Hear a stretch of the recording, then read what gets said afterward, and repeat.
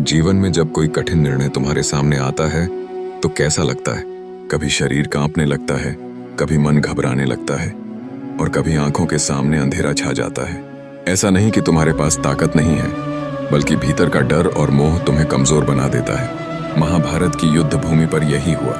अभी तक अर्जुन पूरी तरह युद्ध के लिए तैयार थे, लेकिन जैसे ही उन्होंने अपने प्रियजनों और रिश्तेदारों को सामने खड़ा देखा, उनका मन विचलित हो गया। यही स्थिति हमारे जीवन की है, जब मोह, संबंध और भय हमें सच्चे कर्तव्य से पीछे हटने पर मजबूर कर देते हैं। आज हम इन 3 श्लोकों से यही सीखेंगे कि मन के संकट को कैसे समझें और उससे बाहर निकलें। श्लोक 28।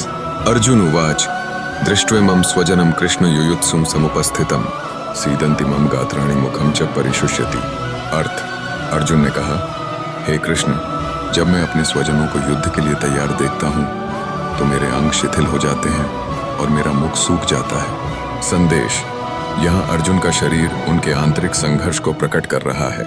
जब मन अस्थिर होता है तो शरीर पर भी उसका प्रभाव पड़ता है। जीवन में भी जब हम किसी गलत फैसले के डर या मोह में बंधते हैं तो हमारा आत्मविश्वास डगमगाने लगता है।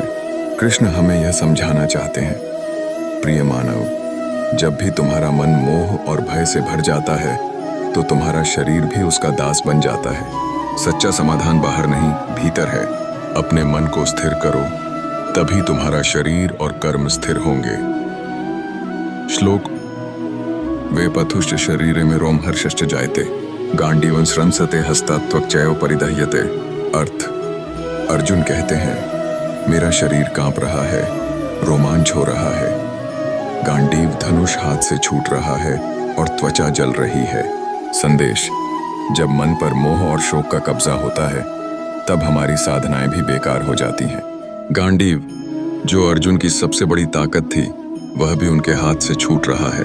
जीवन में भी जब मन डगमगाता है तो हमारी क्षमताएं और प्रतिभाएं निष्प्रभावी हो जाती हैं।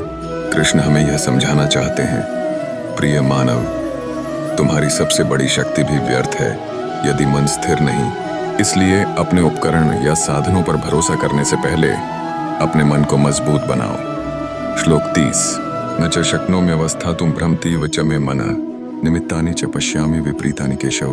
अर्थ, अर्जुन कहते हैं, हे केशव, मैं अब खड़ा भी नहीं रह पा रहा हूँ। मेरा मन चक्कर खा रहा है और मुझे केवल अशुभ लक्षण ही दिखाई दे रहे हैं। संदेश, जब मोह और शोक हमारे ऊपर हावी हो जाते हैं तो दृष्टि नकारात्मक हो जाती है। सकारात्मक अवसर भी नजर नहीं आते, केवल विनाश और डर ही दिखता है। जीवन में भी यही होता है। जब मन भ्रमित होता है तो हमें हर स्थिति गलत और हर राह अंधेरी लगती है। कृष्ण हमें यह समझाना चाहते हैं, प्रिय मानव, नकारात्मक दृष्टि हमेशा तुम्हें अंधकार की ओर ले जाएगी। यदि तुम प्रकाश देखना चाहते हो तो पहले अपने मन के भ्रम को शांत करो, क्योंकि वास्तविक शत्रु बाहर नहीं बल्कि तुम्हारे भीतर है। इन श्लोकों से हमें यह गहरी सीख मिलती है, मन की अशांति शरीर और कर्म को भी कमजोर कर देती है। यदि मन स्थिर नहीं तो सबसे बड़ा साधन भी व्यर्थ हो जाता है। नकारात्मक दृष्टि जीवन की संभावनाओं को ढक देती है। असली युद्ध बाहर का नहीं बल्कि भीतर का है। जो अपने मोह, शोक और भ्रम पर विजय पा लेता है वही जीवन का सच्चा विजेता है। तो मित्रों, श्लोक 28-30 हमें यह बताते हैं कि असली बाधा शत्रु नहीं बल्कि हमारे अंदर का मोह, शोक और भ्रम है। यदि हम अपने मन को जीत लें तो कोई भी परिस्थिति हमें हरा नहीं सकती। अगले वीडियो में हम देखेंगे कि अर्जुन की यह दुविधा कैसे और गहरी होती जाती है और कैसे कृष्ण उन्हें गीता का अद्वितीय उपदेश देना शुरू करते हैं। इसलिए चैनल को सब्सक्राइब और लाइक जरूर करें, क्योंकि आगे हम गीता के सबसे गहरे रहस्यों को सरल और जीवन से जुड़ी भाषा में समझने वाले हैं।